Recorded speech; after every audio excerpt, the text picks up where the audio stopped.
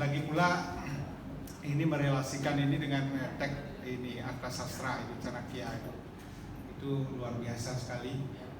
Dan kemudian juga ini berkaitan juga dengan revolusi. Revolusi. Jadi Chanakya itu memang lahir dari revolusi. Jadi revolusi yang pertama itu kan revolusi pemikiran.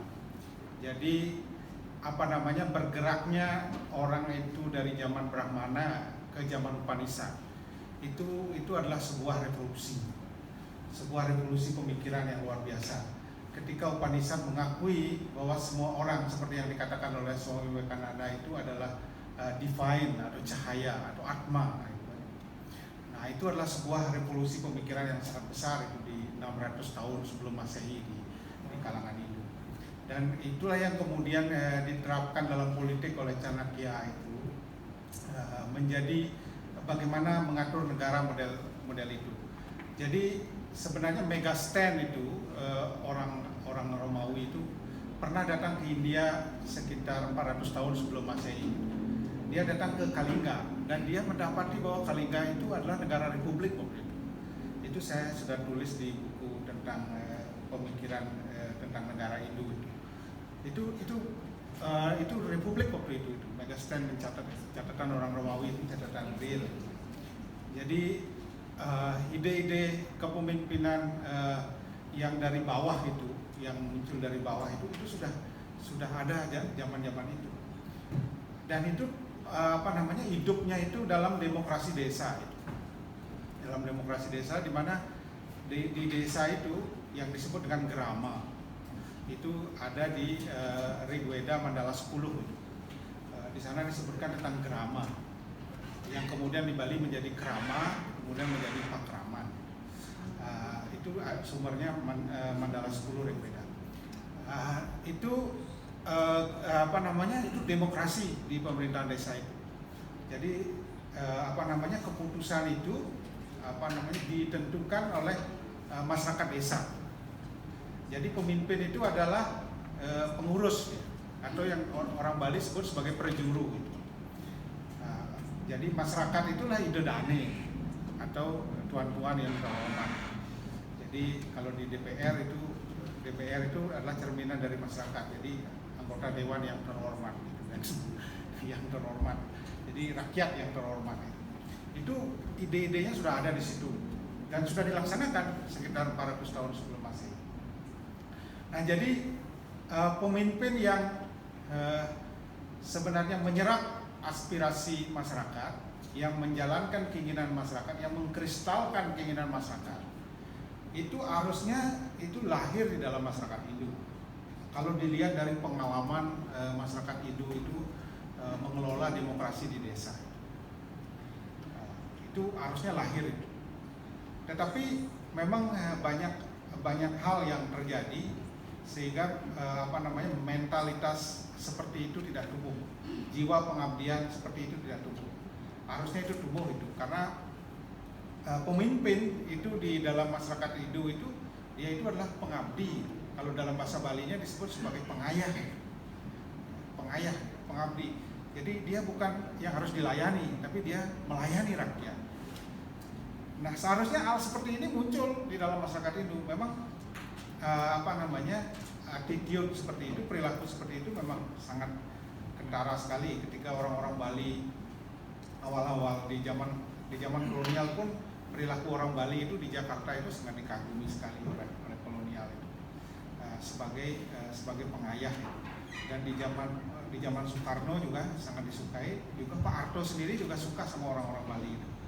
Dia komitmennya tinggi terhadap negara itu. Nah ini ya memang belakangan ini situasional ini memang agak berbeda itu. Memang banyak pengaruh yang dari luar ya. Jadi di pemerintahan Orde Baru itu sama sekali tidak ada orang Bali terlibat korupsi itu di pemerintahan itu. Tapi memang belakangan ya banyak kasus juga gitu. Jadi orang lain kena kasus, kita tidak bisa membanggakan diri juga, kita juga kena kasus juga, banyak yang kena kasus juga. Nah itu karena pengaruh-pengaruh eksternal yang begitu. Tapi kemudian memang kita harus kembali ke nilai-nilai revolusi yang seperti itu. Jadi ini perlu memang pendidikan yang lebih matang, betul kata Surpi tadi.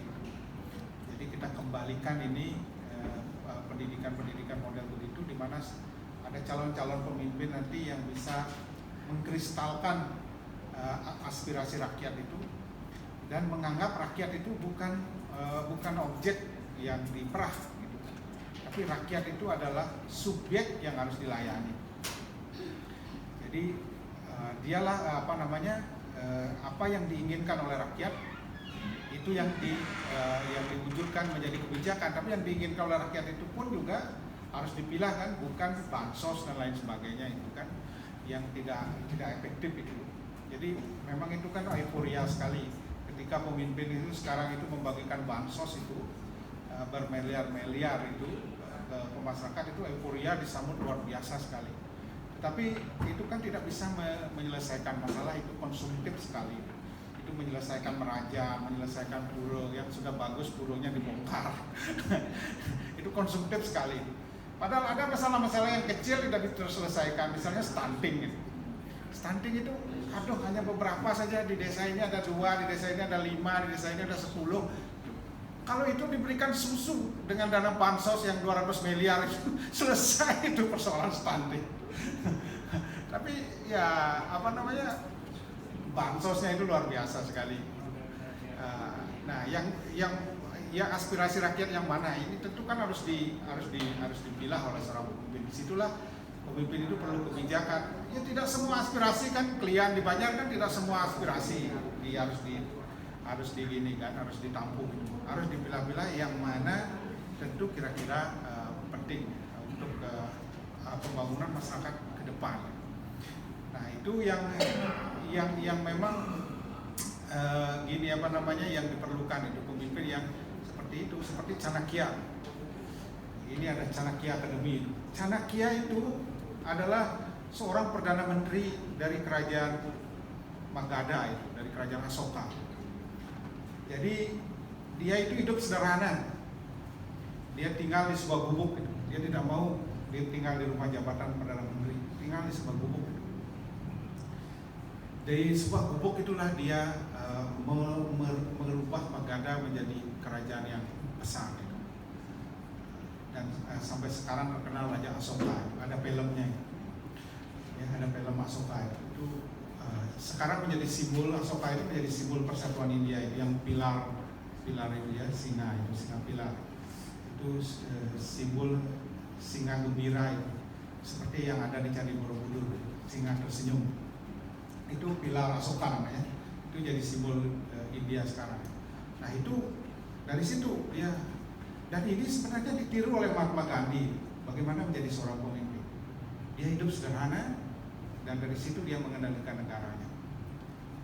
Nah, inilah pelajaran orang Hindu, karena pelajaran orang Hindu itu adalah yang disebut dengan yama dan niyama. Jadi seseorang yang ingin mencapai tujuan yang tertinggi, tujuan apapun juga, itu harus melaksanakan yama. Yama yang pertama itu ahimsa, tidak melakukan kekerasan. Yang kedua satya, ya. Kemudian yang berikutnya itu adalah hidup sederhana. Hidup sederhana itu apa ya? Aparigraha, ya. Aparigraha. Itu hidup sederhana. Jadi kalau orang tidak bisa hidup sederhana, dia tidak mungkin mencapai cita-cita besar.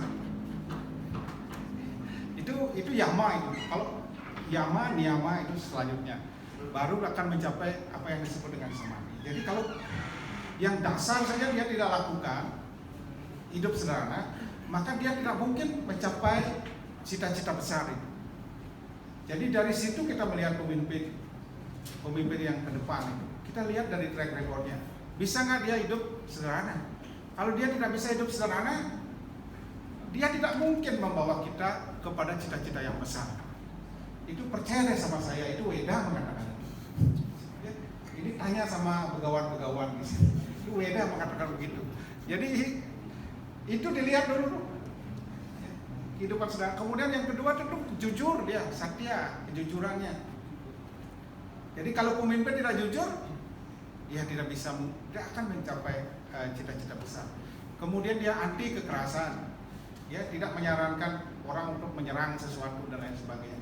Pemimpin itu bernegosiasi terus, itu pemimpin. Pemimpin dan panglima perang itu beda. Jadi kalau pemimpin itu ya bernegosiasi, memang pekerjaannya bernegosiasi terus menerus. Jadi tidak boleh melakukan tindakan kekerasan. Nah ini prinsip-prinsip dasar memang itu Yama dan Niyama itu adalah prinsip-prinsip dasar yang memang kita bisa lihat untuk menilai seorang pemimpin. Dan harusnya masyarakat Hindu itu melahirkan orang seperti itu, karena itu dasar. Jadi dari SD orang diajari tentang Yama dan Niyama. Itu pelajaran agama SD itu. Dan sekarang tinggal dilaksanakan Yama dan Niyama.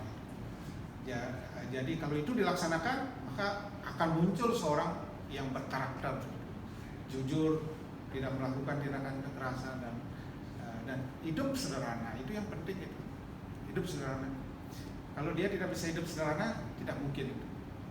Nah, nanti akan terjebak ke hal-hal yang lainnya. Saya kira itu ya.